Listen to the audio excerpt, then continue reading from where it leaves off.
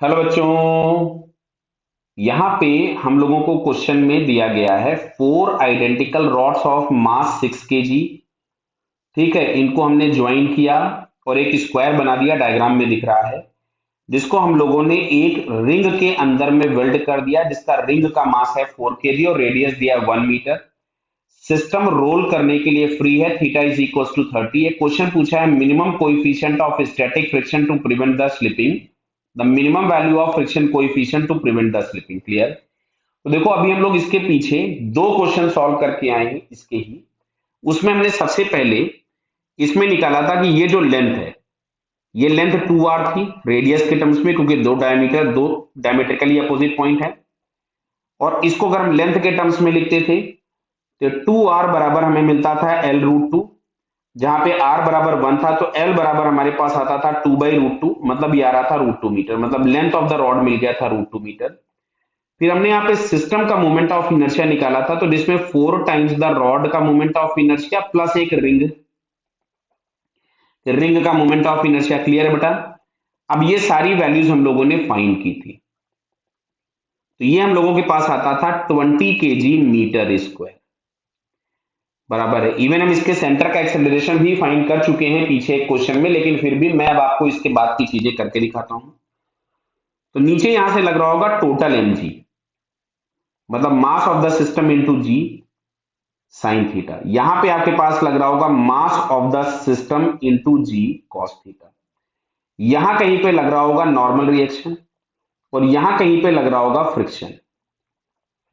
तो यहां से हमने इक्वेशन लिखी थी ट्रांसलेशनल मोशन के लिए, तो ये आ रही थी m, मतलब mass of the system into g sine 30 minus F S is equals to M S mass of the system into air. Mass of the system आ रहा था, देखिए टोटल मास आ रहा था 28 kg, मेरे को याद है।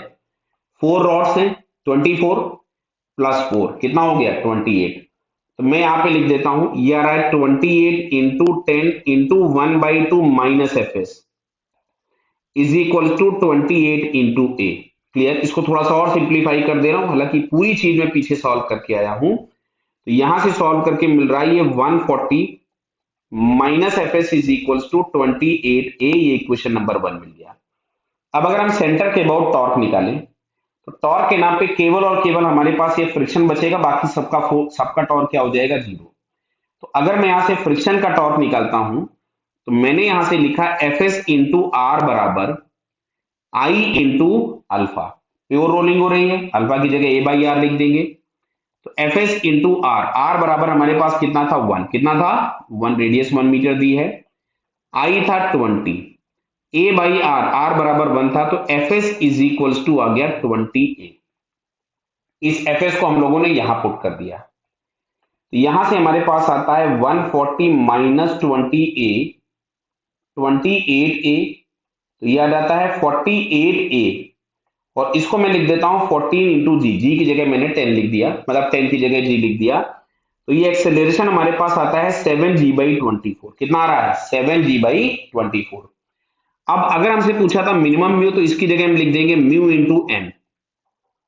फ्रिक्शन मैक्सिमम हो जाएगा और मैक्सिमम हो गया तो म्यू इंटू एन हो गया, 20 into 7g/24। Clear. Mu into n, n की जगह हम लोग लिखेंगे फिर से टोटल मास आएगा, और टोटल मास था 28 into g cos theta, cos 30 मिलेगा √3/2 इज इक्वल्स टू, यहां से हम लोग इसको लिख ले रहे हैं, चलिए 20 इंटू 7g/24। तो देखो कुछ कुछ चीजें कैंसिल हो जाएंगी, जी से जी कैंसिल हो गया, बराबर है।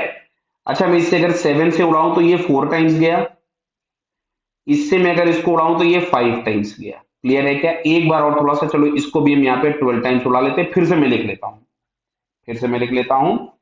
यहां से मिल रहा है √3 म्यू इज इक्वल्स टू 5/12। देख लो कुछ छूटा तो नहीं इसमें, नहीं छूटा। तो म्यू इज इक्वल्स टू आपके पास आ जाएगा 5/12 √3।